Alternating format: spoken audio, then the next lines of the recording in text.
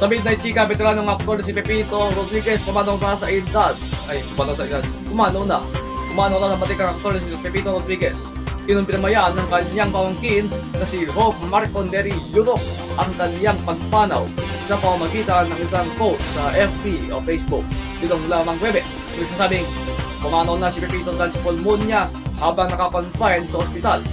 Pinarangalan ni Yutok ang alaala ng kanyang tiyuhin. Inilarawan siya bilang mahinahong magsalita, mapagpakumbaba at makapagid na tao.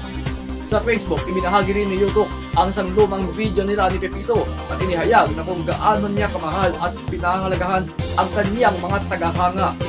Si Pepito na ipinakanap bilang Jose Maria Rodriguez ay isa sa mga bituin ng Sampakita Pictures na ngayon ay sarado na.